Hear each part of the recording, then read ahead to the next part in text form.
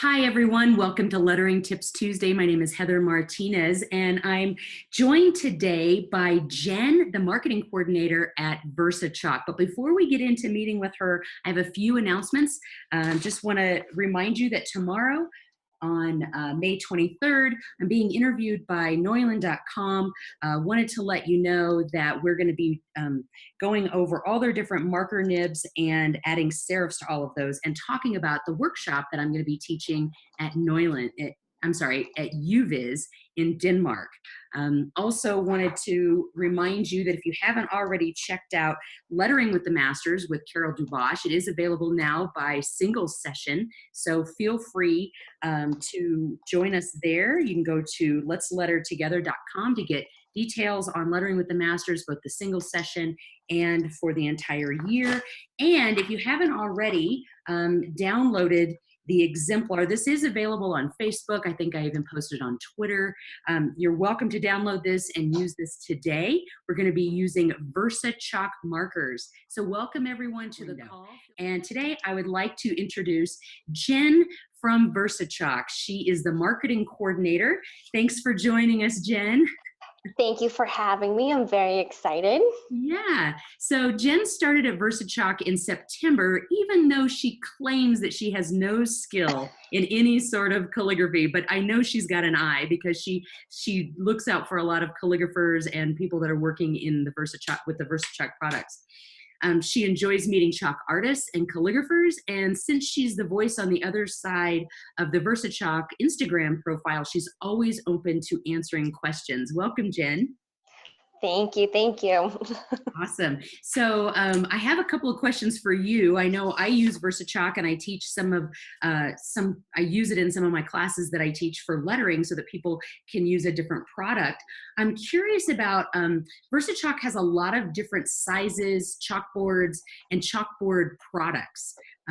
They're made out of what? Slate, vinyl? What are all the different things chalkboards are made Good question. So we actually sell slate because it's one of the best products we've seen that works really well with markers. There shouldn't be any ghosting. There shouldn't be any issues with it. Our markers work really well on non-porous surfaces, and slate is one of those. Awesome. We also do acrylic chalkboards, porcelain steel as well. We find that the markers just come off really smooth. There's usually no ghosting, only ghosting if you're using the wrong type of marker. We've also found that they glide on really well with those type of materials. Our markers also really well on glass.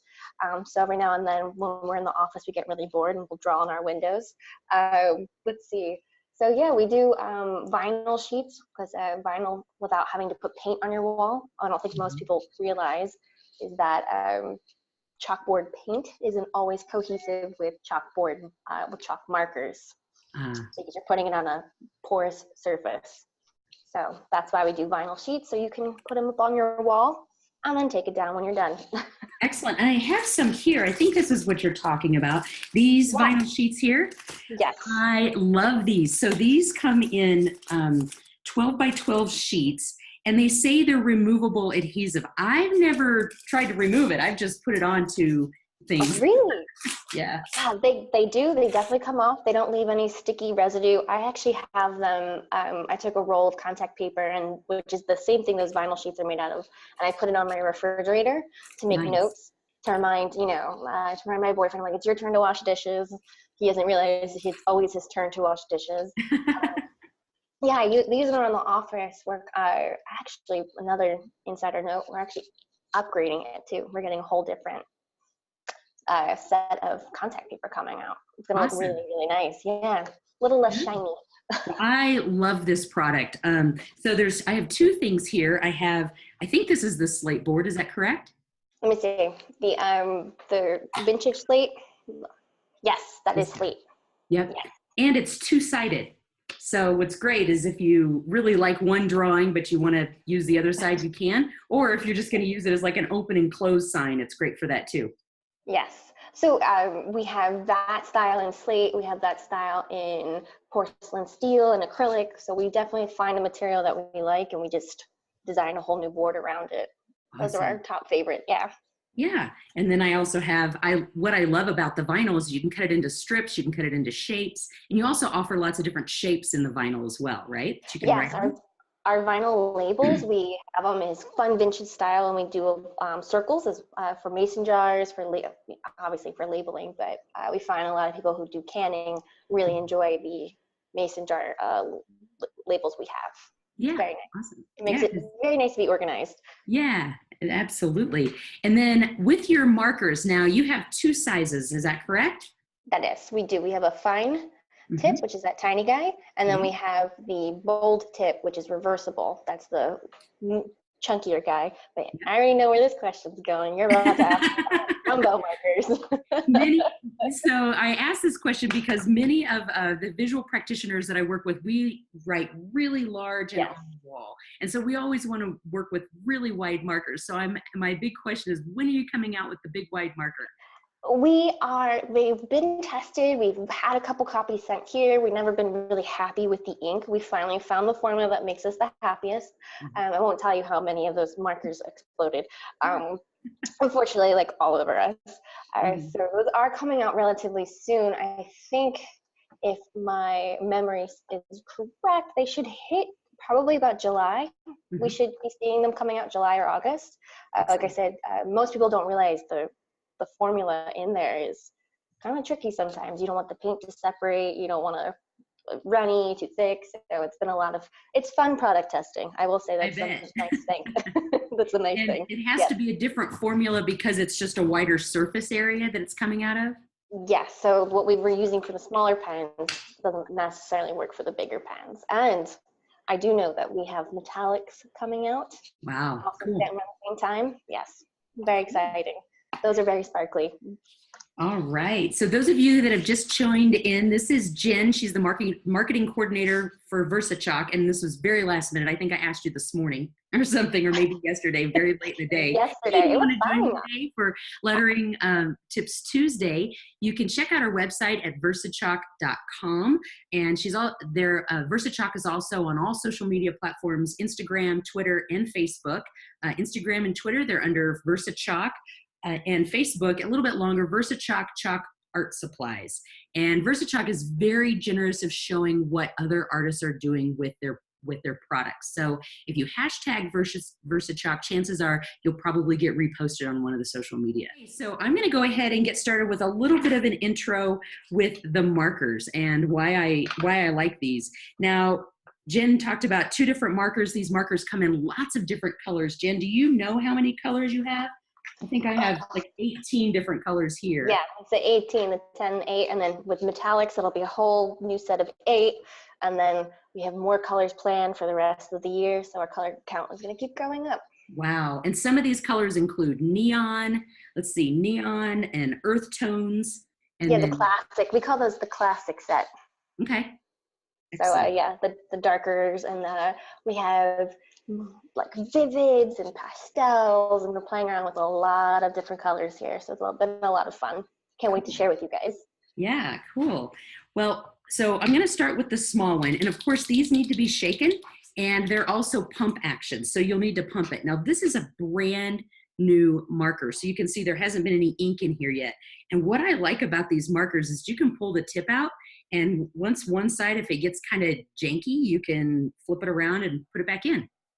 Right? Yeah, pretty much. And, on occasion, if you find that your marker tips are totally shot, just you send an email to us and we'll send you some replacement tips. Awesome. Do you sell replacement tips on your website? No, we don't. So we only send out if your markers are truly just it's so sad. You have all this ink in there and your tip is just not working. Just send us a note and we'll send you some tips. Wow, that is great customer service. I've had VersaChalk markers probably for about 6 months now, and I think I've only run out of ink a couple of times, and usually the tip, it holds really well. Now I'm using both the vinyl and I have a large A-frame board, and both of those are very smooth. Now the one thing that I think chews up the tips a little bit is the slate, but the slate is so beautiful, so it's kind of worth it. We always find that it's when people are using it on things that they're not supposed to be using it on, you Yeah. know, like brick. Why Bricks isn't it and working on rocks. my brick? Yeah, exactly. I have seen, it does work on very smooth rocks. We do work with an artist who uses Oh. our markers to write on very smooth river stones. They're actually very beautiful. Mhm. Word Rocks project. Mhm. And let's see, we've seen tons of stuff on glass. Obviously, that's never going to eat your marker tips, but yeah, it's usually those brick. Those people who Yeah. think it works on all stone. That chews it up. Exactly. And so because this is a round nib, it creates a monoline. So what that means is it just, no matter what angle that you put it at, it's going to make a very consistent line. So with the exemplar that I posted today, and you're welcome to, if you haven't already downloaded this, you can download it online. All this is just a very simple exemplar. I'm not showing you how to draw this or anything, just sort of copy it. And if those of you that remember my double stroke downstroke to make letters bolder, this top part, that's all that is, except for we're separating those two lines and then filling them. And you can fill them with color, the same color, a different color, or come up with some different alternative fills. And then below here at the bottom, if you've taken any of my brush lettering classes, you understand that you do thick downs and thin ups, and all we're doing is drawing those. So in faux calligraphy, we're just drawing those thick downs, and then the actual line is the thin up. And so when you're drawing these, you want to make sure that you leave plenty of room on the outside or the inside to make sure that you can do the thick downs. And so I've drawn that pretty bold. You can also just do a single or double or triple line for those downstrokes. Okay. So this is with the fine. What do you call this? Is this a fine or? Yes, it's our fine tip. Yeah. Great. I'm just going to write that here. And another feature that I didn't tell anybody, these are wet wipes, which means once you draw something, if you make a mistake, all you have to do is take a wet cloth or a sponge and just wipe it off, right? Just with water. Yes. Yeah, a damp paper towel will get it right off pretty fast. Yeah, you don't need a lot of water. Like that just, poof, Yeah, it's overkill at that point. Yeah, and there's no ghosting, and that's on the vinyl, and I can show you on the slate in a second. But it's this larger marker, because I love to work so large, that's really fun because, again, it has a reversible tip, but you get to decide, and I chewed up this side of my tip, so I flipped it around, but you get to decide if you want a wedge or a round nib. And sometimes I decide in the middle of a project. I don't always just do it at the beginning, but it's less messy, right? Yes. Yeah, but there's something nice though if you're flipping the tip and the paint is going to come right off. That's always nice. Those washes right away, so you get dirty. Exactly. So I'm going to show with the larger, oops, I hit a bump there because I'm right on my slate. It is a little bit bumpy. So with the larger line, now what do you call this? Is this big or? Those are our bold. We call them bold. Yes, Okay. and the new ones coming out will be jumbo, and those are 15 millimeter tip. Cool. And then bold, I'm going to grab a newer one. I think I have a newer one here. It's in white. I do. This is a brand new one, so you can see here that I can choose between the wedge or round. And do you call it wedge? Chisel tip. Chisel tip. Okay. Yes, those are chisel tip. Every company has a different name. I know. I can imagine. It's funny. Wedge, chisel. Yeah. So all I'm doing here is pumping this. Do you suggest a long hold or a fast pump? We usually see fast works better. If you hold down, then you start to see it comes over the edge and then drips, and you don't really want that. Pro tip for marker storage, you should keep them on the side. Store them sideways. Store them sideways, not up and down. Mm-hmm. Okay, great. People think to turn them, it will help, but it doesn't. Good to know. And then sometimes if I want to show this lettering style, I may just use the very, very tip of my marker to write if I just want to get that same line. But something else you can do is, of course, use the fact that there's a broad edge to show the width difference, right? And I'm going to do this technique a little bit later where I actually show how you can use a broad edge, or I'm sorry, a chisel tip. We'll say chisel. It's okay. And I didn't shake this one up as much because I had two, actually I shouldn't say that I've not run out of ink because I have two white ones here that are really close. Actually, they may still have a lot of ink, but I've really chewed up the tip on them. So I just pulled those this morning. So these are the It sounds like I need to re-up you on some chisel tips. Yeah, great. And so, like I said before, you're welcome to follow along with these. I draw the black line first, and then I use the fill. This is just a very basic, lightly based on the Roman letters, but of course, it's your design, so you can create whatever you want. And I'm gonna go ahead and write with the white because it's easiest. And I'm gonna, easiest to see, and I'm gonna write with the white so that you can, or write on the, what do we call this? The slate board so that you can see the difference. It's not quite as smooth. There we go, now we're in focus. Cool. Does anybody wanna see a specific letter? Because I'm not gonna go through the entire alphabet, but I do wanna show you a few tips. So with Lynn, with the very basic double stroke downstroke to make that nice wide. And then I actually enjoy making a bit of a wave. You could make it really straight, but then when things don't get straight, then they kind of look funky. And so I enjoy making things have a little bit, making all of my crossbars and my serifs have a little bit of a weight to it. So, and if you have any questions, feel free to unmute yourself or anything you want to add.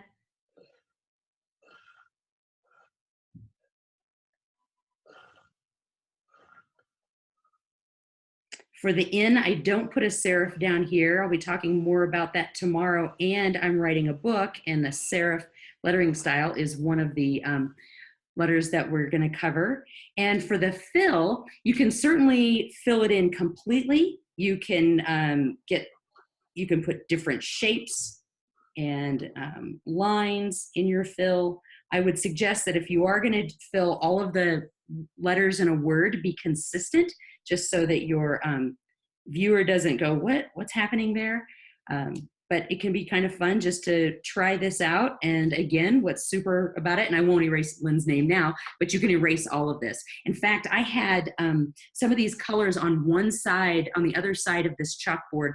They must have been there for months, and it literally just washed right off. I put the whole thing in the sink and it just went away. No ghosting at all. So, yep. And then I'm going to show you when I think about when I'm going to do something that's a script. For the O, I might just go like that because I know that's going to be a downstroke. I do have to think about where are my downstrokes. I know that the stem of the N is a downstroke, and this part of the N is the downstroke, and I have to decide when I write this. Now, I like the spacing that's in here, so I'm going to add this to the outside, add that extra line, come back up.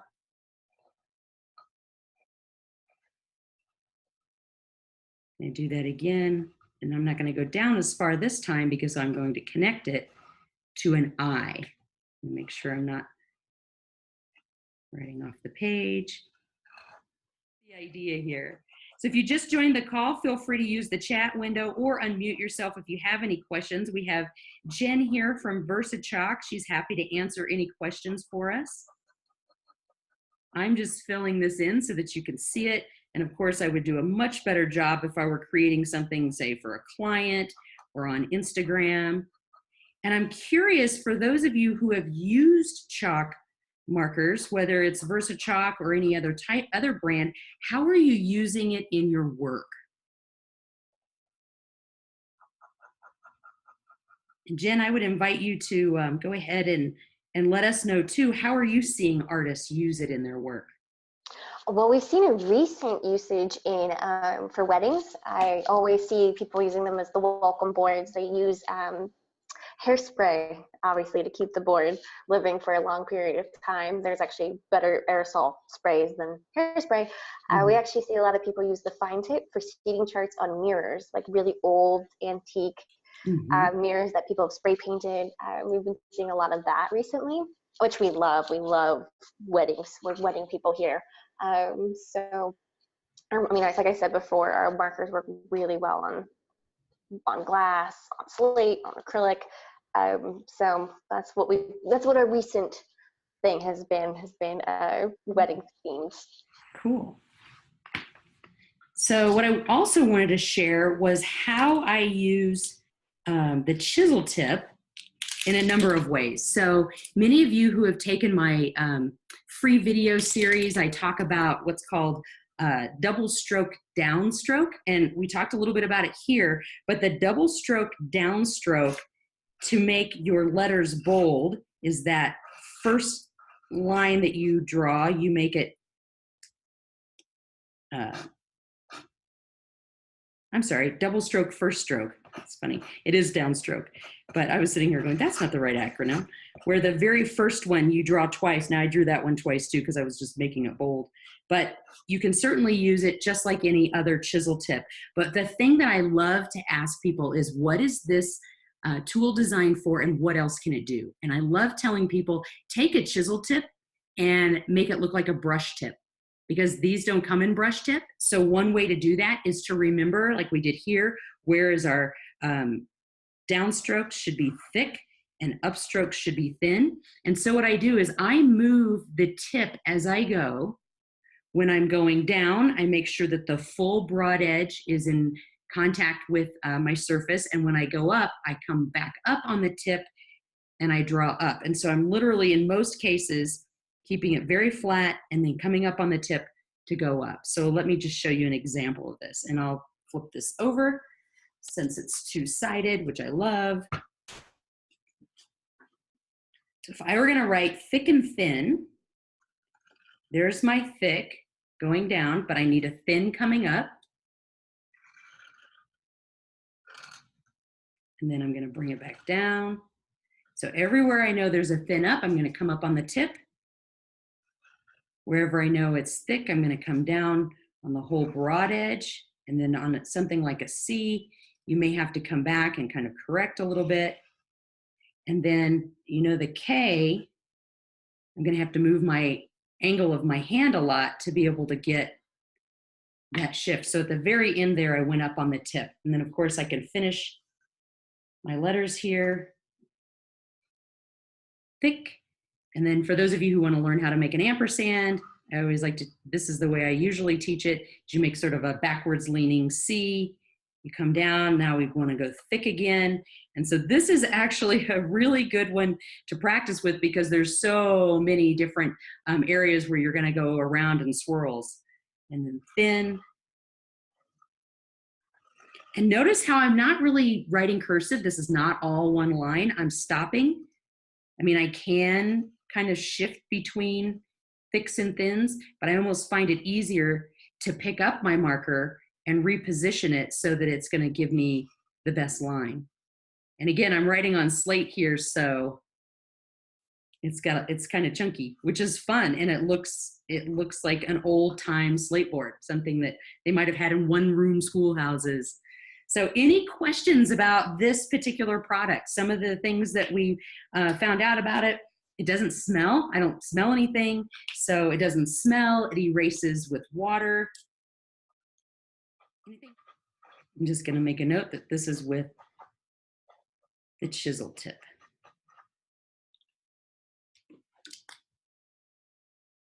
There we go. All right. Anything else? Okay, everyone. Well, thank you for joining with me today. You've got the exemplar. I'd recommend that whether you're using a VersaChalk marker or just a regular monoline pen or even a pencil, you can practice some of these lettering styles. Certainly find the variations for yourself. And feel free to tune in tomorrow when Neuland interviews me for the UViz workshop that I'll be teaching. So in the meantime, check out VersaChalk, versachalk.com, and hashtag VersaChalk if you create anything using their markers. And I'm sure Jenn would love to see some of your work. Thanks for joining us, Jenn. Any last words? No, thank you for having me. And if you guys have any questions about our products, you can reach out to us through Instagram, or you can actually shoot me an email. It's just jenn@versachalk.com. Totally happy to answer any questions you guys may have. Excellent. Thank you so much, Jenn. We'll see you guys tomorrow or next week in Lettering Tips Tuesday. Bye.